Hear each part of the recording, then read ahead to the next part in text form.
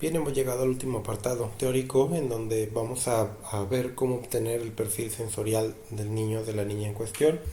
Para eso es bien importante siempre tener presentes los cuadrantes de procesamiento sensorial propuestos por Dunn, que recuerden que es búsqueda, evitación, sensibilidad y registro. Entonces, este es un pequeño ejemplo de ya cuando tenemos vaciados los datos que nosotros hicimos con la calificación, donde vienen los rangos percentiles, donde vienen las puntuaciones obtenidas en los cuadrantes de funcionamiento y los otros cuadrantes que están más específicos por secciones de procesamiento sensorial, hablando de la audición, visual, tacto. El movimiento hace referencia al sistema vestibular, o orales, pues tiene que ver al procesamiento oral, y a la conducta. Hay otros más, el que tiene que ver con la posición del cuerpo es el que nos dice del sistema propioceptivo. Una vez que nosotros tenemos todo esto, los puntos donde nos debemos de enfocar son más que los demás y menos que los demás. Sobre todo de aquí hacia acá. Recordando que un niño puede tener puntuaciones en los extremos, pero si la funcionalidad del mismo, la participación del niño en las actividades no está comprometida, no es necesaria una intervención. Entonces, acorde a esto, todos los que caigan justo como los demás, pues son puntuaciones normalizadas, esperadas para la edad. Y en este caso, corresponde aquí a esta puntuación de 36, que es igual, cayó en el cuadrante de búsqueda, y esta de acá que es de 23, en donde corresponde al cuadrante del movimiento. Entonces podemos decir que este niño o que esta niña tiene un perfil sensorial de búsqueda sensorial con mayor necesidad de estímulos vestibulares. Acuérdense que movimiento se referencia al sistema vestibular. Nosotros, por lo regular, cuando hacemos solamente perfilado, es decir, que sacamos el perfil sensorial, pues les damos este pequeño documento. Normalmente no les damos algo más complejo porque luego con el documento quieren hacer y deshacer en muchos lugares y contextos. Y le agregamos esta leyenda que dice que el presente documento no es un informe de evaluación completo, se sugiere cautela con la información plasmada. Entonces viene el nombre del sujeto, la edad, la fecha de la aplicación, para tener en cuenta que esto, debido al neurodesarrollo, es muy flexible, muy volátil, pero es una tendencia que tenemos a procesarlo así. El perfil sensorial, nuestra intervención, no va guiada a modificar el perfil sensorial. Eso no lo corresponde que lo veamos en este taller porque es de aplicación y calificación.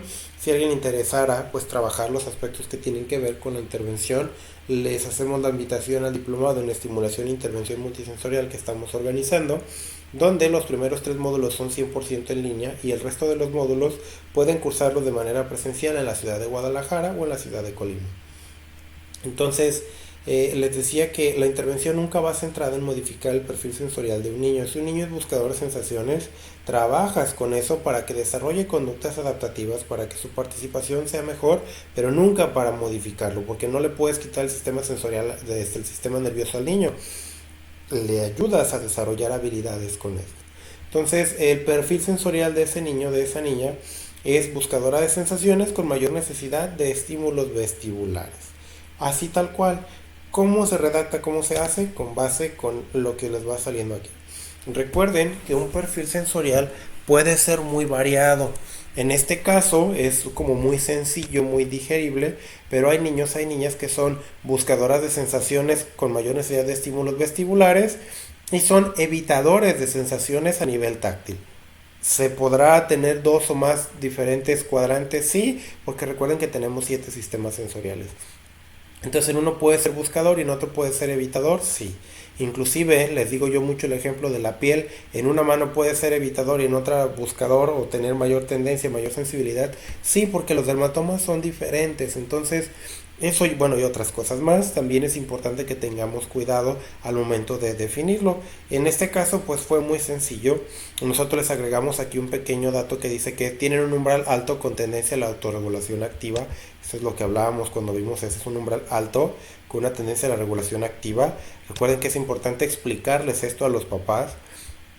Y les agregamos esta otra leyenda que viene acá, donde es la descripción del cuadrante de funcionamiento, donde dice, los niños que son buscadores de sensaciones suelen ser activos y continuamente se muestran ocupados en sus ambientes, pues tal pareciera que no pueden quedarse quietos. Así pues, tenemos niños activos que no pierden la oportunidad de tener más entrada sensorial. Finalmente, es muy importante destacar que si el patrón de búsqueda sensorial de su hija no afecta la participación de la misma en su casa o escuela, no es necesaria una intervención formal. Le agradecemos su participación y quedamos atentos a posibles dudas o comentarios. Es lo que hacemos solamente cuando entregamos perfil sensorial y normalmente, me voy a adelantar mucho, les entregamos esta pequeña hojita donde les damos una pequeña dieta sensorial. Aquí es donde colocamos el perfil y les decimos, ok, si necesita mayor estímulo vestibular, aquí les colocamos acciones, tareas o actividades que les ponemos, algo de manera sencilla. Normalmente cuando el niño tiene un problema pues nos centramos mucho en el déficit que está, pero cuando no, estimulamos todos y le damos elementos o estrategias para trabajar en cada uno de los sistemas sensoriales. Entonces, eso es en lo que compete a la determinación del perfil sensorial. Muchas veces van a necesitar, porque salen muy confusos, hacer un análisis cualitativo de ítems. ¿Qué quiere decir eso?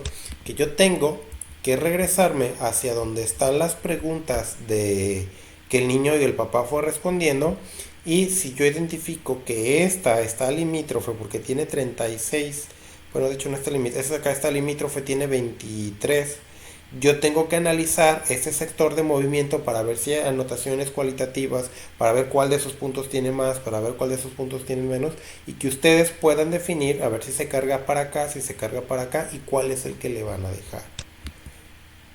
Brevemente, pues en lo que compete también en cuanto a la intervención, si ustedes checan el manual en su página 196, pueden encontrar esta pequeña tabla donde dice cuál es el cuadrante de procesamiento sensorial y qué características debe de tener o centrada en cuanto a la intervención o las características específicas que tiene, en cuanto a las puntuaciones menos que los demás y más que los demás. Entonces cuando caen de este lado y se búsqueda característica principal, cuando es menos que los demás, no busque entradas sensoriales, ofrecer más variedad y nos va dando especificaciones para no hacerlo tan tedioso leyendo cada una de ellas. Ustedes lo pueden checar para que les sirva a ustedes al momento de planificar sus intervenciones o lo que siga que vayan a hacer con los perfiles sensoriales. Recuerden que este curso no es de intervención, para eso hay que conocer muchísimas otras directrices de cómo ir bajando esta información de los perfiles, pero es algo que les va a servir mucho para poder ir trabajando. Entonces les compartíamos que pues esto es un pequeño formatito que nosotros manejamos para hacerles llegar a los papás como su dieta sensorial de qué es lo que van a trabajar. Y para lo que compete, al obtener el perfil sensorial del segmento escolar, pues es importante que tengamos en cuenta lo siguiente. Dice, los factores escolares reflejan el punto de vista que el profesor tiene del niño como estudiante en el contexto del aula, así como en las actividades de aprendizaje y en la jornada escolar. Y pues se manifiesta la importancia del contexto en la comprensión del papel que desempeña el procesamiento sensorial de la vida cotidiana. Es muy importante que sepan que casi todos los cuadrantes hablan acerca de la evitación y de la sensibilidad, aunque también encontramos otros donde hay búsqueda, pero bueno, se cargan mucho hacia estos dos cuadrantes de funcionamiento.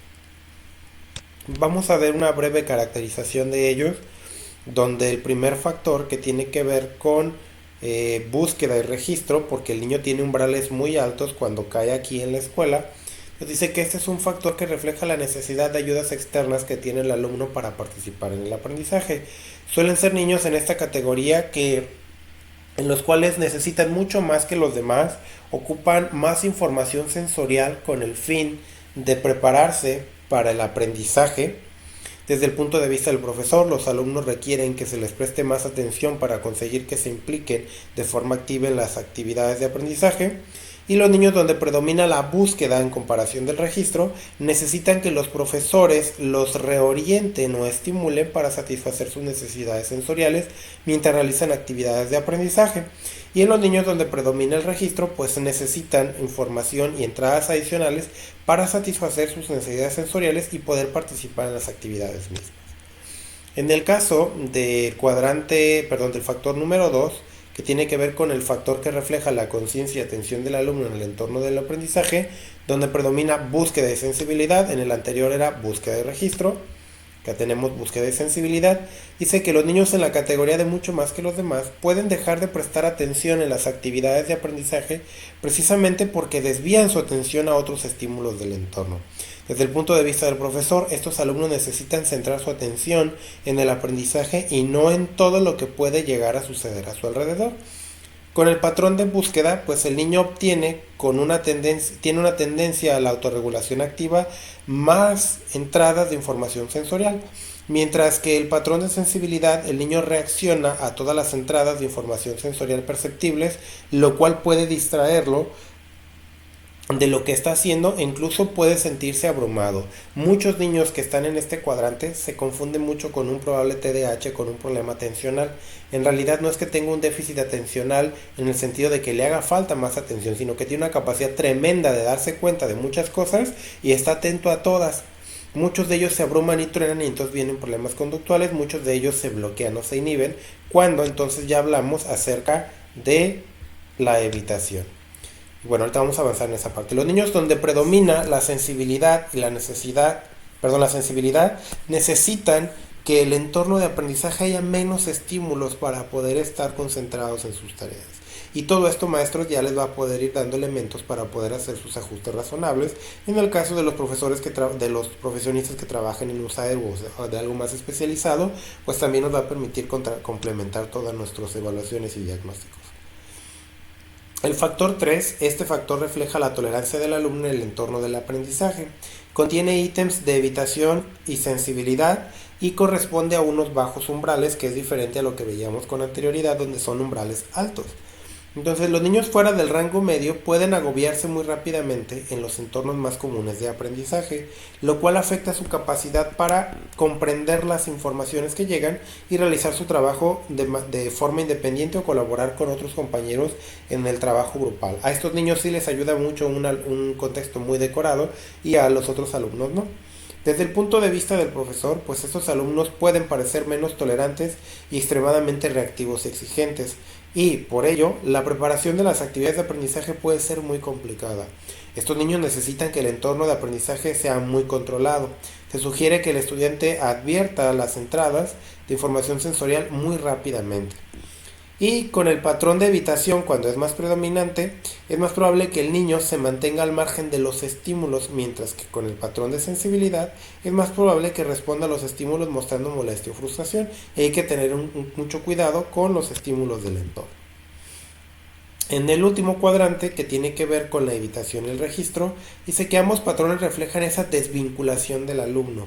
Con el patrón de evitación, donde es más prevalente, el niño se mantiene al margen de manera activa para que las entradas de información sensorial no lo agobien, mientras que en el patrón de registro el niño no detecta adecuadamente los estímulos relevantes necesarios para participar en el aprendizaje. Y desde el punto de vista del maestro, pues son niños que pueden parecer como que no les interesa, además de necesitar reconectar con las actividades del aula. Aquí insistimos que la decoración o el tipo de estrategias lúdicas pues nos ayudan un poquito más para reconectar. Los niños con fuera de las puntuaciones del rango medio ignoran las oportunidades de participar. Los niños fuera del rango medio en evitación necesitan menos entrada de información para concentrarse. Los niños fuera del rango medio en registro necesitan más entrada de información para poder advertir o darse cuenta de lo que sucede a su alrededor. Con cualquiera de las dos, pues es muy importante identificar la cantidad de información justa para activar el registro sin sobrecarga en el rasgo de evitación. Y es muy importante que recuerden el aplicar cuando están en escuelas donde son muchos maestros los que están a cargo de los niños, que apliquen por lo menos 2 perfiles en los grupos donde sean más conflictivos y donde no. Por ejemplo, es interesante conocer la perspectiva del docente donde el niño le va bien, en inglés por ejemplo, y en matemáticas donde al niño no le va bien, es un ejemplo muy vago, para saber si existe la posibilidad de que en realidad tenga que ver con estrategias didácticas o un mal manejo pedagógico, porque pues si el problema es en realidad una cuestión interna, orgánica del niño, este se va a permear a cualquier materia, a cualquier área. Pero cuando el niño solamente lo presenta en una materia, pues ya nos da elementos para poder identificar cuándo es un problema más social pedagógico o cuándo es un problema de carácter orgánico. Entonces seguimos al pendiente para cualquier duda o pregunta que competa a este apartado de la obtención del perfil sensorial. Recuerden, a modo de conclusión, que el perfil sensorial puede ser muy variado, que un niño puede tener un perfil, un cuadrante en un sistema sensorial y otro en otro, sí, pero casi siempre existe una tendencia a mantenerse en un umbral alto o bajo y a una tendencia a la autorregulación, ya sea activa o de manera pasiva. Pero es muy importante que para aclarar las dudas de cuándo cae en uno o en otro, cuando es muy confuso, hay que hacer un análisis cualitativo de ítems. Pregunta por pregunta tenemos que irla leyendo, ver las anotaciones e inclusive preguntar a los papás. Recuerden que el perfil sensorial es una prueba de tamizaje que una vez identificado que hay un niño con alguna dificultad, tenemos que observarlo y aplicar otros protocolos para definir si tiene un trastorno o no, porque recuerden que es una prueba de autoinforme. De igual modo, si la participación del niño no se ve comprometida, no es necesaria una intervención formal, aunque caiga en los extremos del perfil sensorial.